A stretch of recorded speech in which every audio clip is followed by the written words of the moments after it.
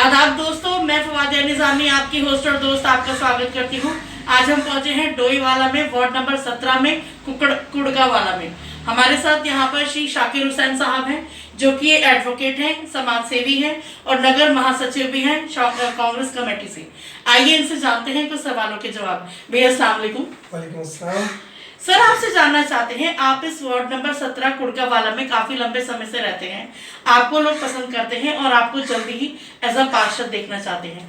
तो भैया आपसे जानना चाहते हैं आपकी आगे की क्या तैयारी है, आप कुछ बताना चाहेंगे?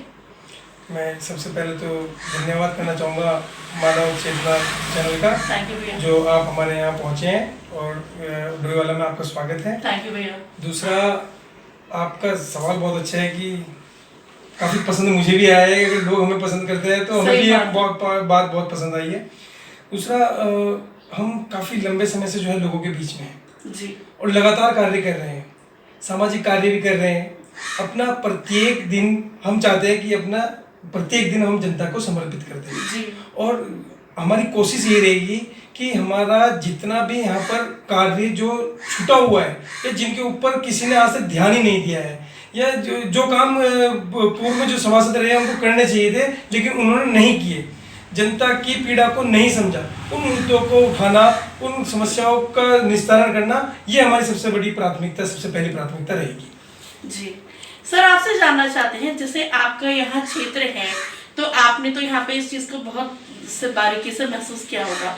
सर, जैसे यहाँ पर नए वोटर्स अब आएंगे तो आप उन नए वोटर्स को कुछ कहना चाहेंगे कि उन्हें किस चीज में ध्यान में रखकर वोट करना चाहिए? सबसे पहले तो जो नए वोटर्स आ रहे हैं, मेरी उनको शुभकामनाएं हैं।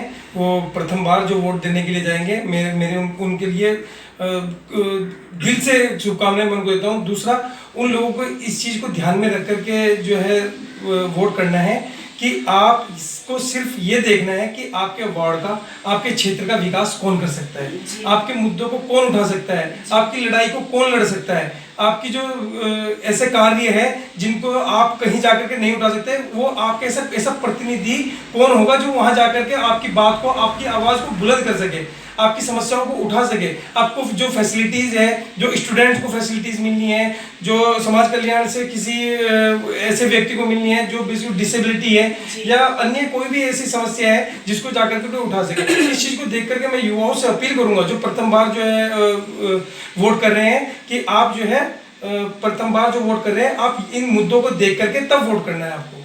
सही बात है सर। इसी कड़ी में एक सवाल और पूछना चाहूंगी, क्योंकि आप लॉ से भी जुड़े हुए हैं सर। बहुत से ये एक जनरल बात बहुत सामने आती है, लोग जो हैं, बहुत से लोग ये कहते हैं कि हम वोट नहीं डालेंगे, या जब इलेक्शन का दिन आता है, वोटिंग की डेट आती है, तो वो अपनी फैमिली के साथ घूमने फिरने चले जाते हैं सर। फिर बाद में काफी इसका सामना हम लोगों को करना पड़ता है।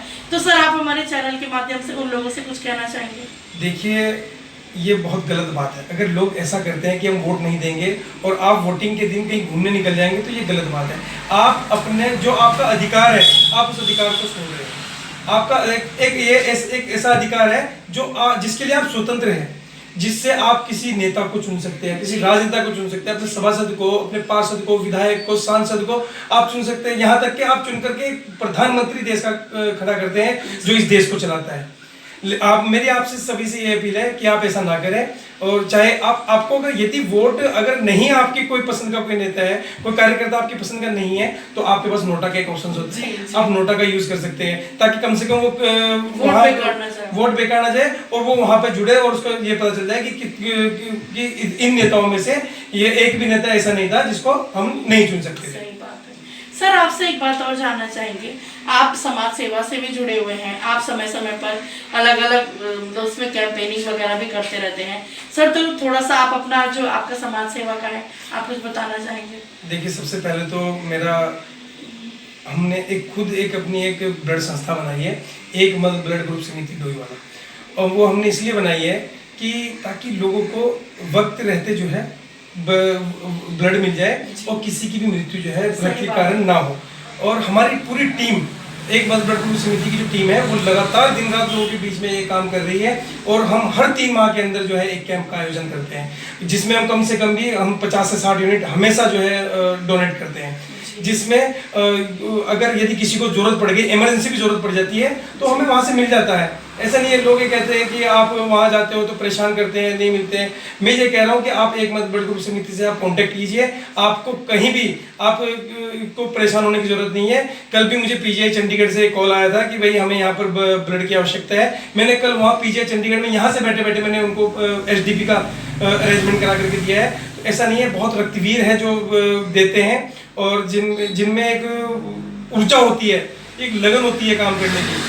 और दूसरा मैं एक चीज़ को और कहता हूँ, यदि आप इसके एक मत ब्लड ग्रुप समिति की तरफ आएंगे, इस रक्तदान मुहिम की तरफ आएंगे, तो आपको कभी भी नशे की तरफ जाने की जरूरत नहीं पड़ेगी। सही बात है। मैं आप के लिए मैंने एक चीज़ और है, इसका जो ग्रामीण क्षेत्र में एक मत ब्लड ग्रुप समिति बनाने का जो मेन उद्देश्य हमारा है कि हमारे लोग डरते बहुत है खून देते हुए। सबसे बड़ी समस्या ये है, मेरा उनसे ये कहना है कि आप डरो मत, कुछ नहीं होता, ब्लड देने से कोई कमजोरी नहीं आती। 13 पॉइंट से ऊपर अगर आपके अंदर खून है तो आप ब्लड देने के लिए बिल्कुल सक्षम है, आप रक्त दे सकते हो। वो रक्त जो 13 पॉइंट से ऊपर आपके शरीर में रक्त है वो बिल्कुल बेकार है, आपको किसी फायदे का नहीं है, लेकिन उससे किसी की जान बच सकती है, वो किसी के काम आ सकता है, वो किसी के काम आ सकता है। तो इसीलिए आप रक्तदान भी जरूर करें। दूसरा, आप नशे की तरफ ना जाए। नशे की तरफ मैं लगातार जो मेरे गांव के युवा है, मेरे आस पड़ोस के युवा है और हमारे छोटे भाई हैं, मैं उन सबसे भी जो है यही अपील करता हूँ, हमेशा समझाता रहता हूँ कि आप कोई भी कदम उठाना, लेकिन ये ऐसा नशे वाला मत उठाना। आपको कोई भी सोशल वर्क करना है, आपको कुछ भी करना है, आप समय रहते जो है आप हमसे जुड़िए और आप इस काम को कीजिए। आप नशे से दूर रहेंगे। एक नशा ऐसा होता है जो पूरे घर को बर्बाद कर देता है। किसी के मैंने देखा है, मैंने ऐसा हाल भी देखा है कि घर से उठा के बर्तन तक भेज दिए नशे वालों ने। तो ये बहुत गलत चीज है, इस चीज कोई बात नहीं है। मैं तो जब से तैयारी कर रहा हूँ, जब से लगा हुआ हूँ क्षेत्र के अंदर, जितने काम शायद इस वार्ड के अंदर मैंने किए होंगे शायद किसी ने नहीं किए होंगे। ये मैं नहीं कह रहा हूँ, आप इस गांव का सर्वे कर सकते हैं, आप मेरे वार्ड का सर्वे कर सकते हैं, वो लोग आपको स्वयं बता देंगे कि और शायद आपने किया भी है, तभी आपको पता भी चला है कि लोग हमें पसंद करते हैं। ऐसा कोई मुद्दा नहीं है जो मैंने नहीं उठाया, चाहे मेरे से अधिकारी नाराज हुए, चाहे मेरे से कोई नाराज हुआ, लेकिन मैंने जनहित का मुद्दा हमेशा सबसे पहले उठाया और जनता की आवाज को बुलंद करके मैंने उन कार्यों को कराया है। मैं उसके लिए धन्यवाद देना चाहता हूँ। मैं सभी विभाग वालों का धन्यवाद देता हूँ जिन्होंने मुझे आज तक सपोर्ट किया है और मेरे काम को कभी ना नहीं करके और उन कार्यों को किया है। सही बात है। सर, आपसे एक सवाल और पूछना चाहूंगी। आप हमारे चैनल के माध्यम से किसी का धन्यवाद या किसी डिपार्टमेंट से कोई अपने क्षेत्र की समस्या या अगर आप कुछ। मैडम, धन्यवाद तो मैं एक नगर पालिका और एक हमारे विद्युत जो संस्था है विद्युत विभाग का और नगर पालिका को मैं जब भी किसी कार्य के लिए कहता हूँ, नगर पालिका हमारा कार्य कर देती है। नगर पालिका को मैंने अगर कहीं कहा है कि भाई यहाँ ये कूड़ा पड़ा हुआ है, ये उठाना है, वो उठा देते हैं, मतलब बात को सुन लेते हैं। यहाँ सबसे बड़ी समस्या भी हमारे लिए हो रखी थी, किसान इतने ज़्यादा परेशान थे जिनकी कम से कम भी यहाँ मैं आपको कहता हूँ सैकड़ों बीघे जमीन जो निराश्रित पशु थे उन्होंने वो पूरी नष्ट कर दी थी, गेहूँ खराब कर दिए थे। मैंने नगर पालिका से गुहार लगाई, नगर पालिका को हमने ज्ञापन दिया कि सर आप इन्हें निराश्रित पशु, एक दिन में हमने 13 निराश्रित पशु जो है यहाँ से गौशाला में भिजवाए हैं। तो वो शायद इसलिए भिजवाए रोड से किसी को टक्कर ना हो जाए और किसी के गेहूं बर्बाद ना हो, कम से कम जहाँ वो अगर गौशाला में जाएंगे तो कम से कम उन्हें चारा वहाँ पर्याप्त मात्रा में मिल सकता है। दूसरा, विद्युत विभाग का मैं इसलिए धन्यवाद करना चाहता हूँ कि मैडम मेरे गाँव में किसी भी गली में एक भी बिजली का पोल नहीं था। अच्छा। सब जितने थे मेन रोड पर थे। मैं उनका धन्यवाद करना चाहता हूँ कि मेरे कहने पर उन्होंने प्रत्येक गली में 10 खंबे मेरे कहने से लगाए हैं और 4 खंबे अभी भी स्वीकृत कर रखे हैं, जो टूटे और गले हुए हैं उनको भी लगाने का काम हमारा विद्युत विभाग कर रहा है। उसके लिए मैं धन्यवाद देना चाहता हूँ अपने एसडीओ गिरिराज जी का भी। थैंक यू भैया। भैया आपका बहुत बहुत शुक्रिया, आपने मानव चेतना टीम को अपना कीमती समय दिया, इसके लिए बहुत बहुत शुक्रिया। धन्यवाद आपका बहुत बहुत, और मुझे बहुत अच्छा लगा कि आप लोग यहाँ आए हैं। थैंक यू भैया, मैं धन्यवाद देना सर। आपकी छोटी सी अप्रिसिएशन से हमें आगे काम करने की प्रेरणा मिलती है। एक मैडम मैं एक चीज आपको और बता दूं कि मेरा इस वक्त एक सबसे बड़ा मुद्दा ये है कि हमारे यहाँ डोईवाला में 3 वाटर एटीएम लगे हुए हैं। अच्छा। जो हमारी एक कोई मुख्यमंत्री के यहाँ से वो स्वीकृत हो रखे हैं किसी योजना के तहत, जल जीवन। हाँ जी, जल जीवन कुछ ऐसे करके एक योजना थी, उसके अंतर्गत वो लगे हुए थे। तो मुझे बहुत दुख होता है कि वो 20 लाख रुपए की रकम में वो लग करके खड़े हुए थे और उनसे आज तक 20 रुपए का पानी कोई नहीं पिया, पूरे दिन में 20 रुपए का कोई पानी नहीं पी रहा है। मैंने लगातार मैं इसका प्रयास भी कर रहा हूँ। मैं आपके चैनल के माध्यम से भी जो है मुख्यमंत्री से भी ये बात पहुँचाना चाहता हूँ कि आप उनको फ्री कर दीजिए। आपने 3 साल के अंदर लगभग 1 लाख रुपए के समथिंग आपने बिजली का बिल उसको भर दिया है और आपकी कमाई 0 है। सही बात। 10 से 20 हज़ार रुपए का पानी आप लोगों ने वहां से खरीदा है। अगर आप उसकी जो पानी है उसको अगर फ्री कर दोगे तो उसमें लोगों को कम से कम गर्मी में पानी पीने के लिए मिल जाएगा। ऐसे क्या हो रहा है, उसमें फ्रीज लगा हुआ है, उसमें बर्फ जम जाती है, उसमें पानी जो है वो काई जम जाती है अंदर, उससे भी दिक्कत आ जाती है। सही बात है। दूसरा एक सबसे बड़ा मुद्दा हमारा यह है कि हमारे माखनग्राम क्षेत्र में प्रेमनगर बाजार से लेकर के और गुड़कावाला नदी बस्ती तक यहाँ पर एक पाइपलाइन लगभग 40 वर्ष पुरानी है। अच्छा। 40 वर्ष पुरानी है और वो सीमेंटेड लाइन है।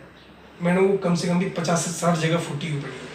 वो पानी गंदा बह रहा है, रोडों पे वो गंदा पानी बह रहा है, उसी में से वो मिट्टी पानी में अंदर जा रही है। वही पानी जो है हम लोगों के पास पहुंच रहा है, मिट्टी, धूल, काई, कीड़े सब उस पानी में उस पानी में रहे। तो मैंने उसके लिए ज्ञापन अपने उपजिलाधिकारी महोदय को भी दिया था जल संस्थान के लिए कि आप अति शीघ्र ही जो है इसका कार्य करा दीजिए और ये पाइपलाइन आप चयन करा दीजिए।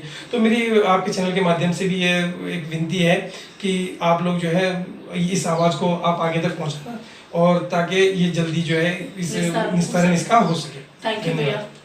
मैं पर्सनली डिपार्टमेंट से रिक्वेस्ट करूंगी कि भैया ने जो समस्या बताई है संबंधित विभाग इसकी ओर ध्यान दें और जल्दी से जल्दी इसका निस्तारण करने की कोशिश करें। इसी के साथ मैं भैया का शुक्रिया अदा करूंगी और यही ऊपर वाले से प्रार्थना करूंगी कि जिस तरह से भैया सबकी सेवा में लगे हुए हैं और जनता से भी यही अपील करूंगी कि भैया को अगर पार्टी द्वारा पार्षद के लिए टिकट दिया जाता है तो भारी संख्या में भारी मतों के साथ भैया को विजयी बनाए। इनकी सोच अच्छी है, ये युवाओं को मातृशक्ति को और अपने क्षेत्र को आगे देखना चाहते हैं। इसलिए जनता से मेरा पुनः यही आग्रह रहेगा कि भैया को अगर पार्टी द्वारा पार्षद के लिए टिकट दिया जाता है तो जैसा प्यार आपने अभी तक बनाए रखा इसी प्यार को वोटों के रूप में जारी रखें। भैया से एक सवाल और पूछना चाहूंगी। भैया जैसे आपको पार्टी अगर जिम्मेदारी देती है तो आप कुछ बताना चाहेंगे? देखिए, मैं पार्टी का एक सक्रिय कार्यकर्ता होने के नाते आपको ये बताता हूँ और पूर्ण रूप से अपनी पार्टी को भी विश्वास दिलाता हूँ कि अगर पार्टी मुझे दावेदार वार्ड नंबर 17 का बनाती है तो मैं उनकी उम्मीदों पर खरा उतरूंगा और कोशिश करूंगा कि मैं जितने वादे या जो भी कार्य मुझे करने हैं मैं उससे ज़्यादा करके दिखाऊंगा। मैं जिस ऊर्जा के साथ आज काम कर रहा हूँ मैं आगे भी उसके लिए करता रहूँगा और मैं पार्टी का अपनी धन्यवाद करना चाहता हूँ कि उन्होंने 2023 में मुझे नगर महासचिव डोईवाला बनाया था, जिसके लिए मैं पार्टी का धन्यवाद करना चाहता हूँ, अपने जिलाध्यक्ष जी का धन्यवाद करना चाहता हूँ, प्रदेश अध्यक्ष जी का धन्यवाद करना चाहता हूँ, नगर अध्यक्ष जी का धन्यवाद करना चाहता हूँ। अगर मुझे पार्टी मुझे दावेदार बनाती है तो मैं पार्टी की उम्मीदों पर खरा उतरूंगा। थैंक यू भैया। दोस्तों, अभी आपने भैया की बातों को सुना, अभी आपने जैसे भैया की बातों को सुना। मैं यही जनता से अपील करूंगी कि भैया बहुत अच्छे हैं और भैया की सोच अच्छी है। ये युवाओं को सबको साथ लेकर आगे चलना चाहते हैं, इसलिए हम भैया के उज्जवल भविष्य की कामना करते हैं और फिर हम किसी नई शख्सियत के साथ आपकी मुलाकात कराएंगे। तब तक के लिए मुझे दीजिए इजाजत। मैं फवादिया निजामी अपने सहयोग। जैसा कि आपको पता है कि हाँ, आज हम पहुंचे हैं डोईवाला में वार्ड नंबर 17 में शाकिर भैया के लिए वार्ड में। तो यहाँ पर भैया के बारे में हम एक सर मिले हैं, हम जानते हैं सर से। सर नमस्ते।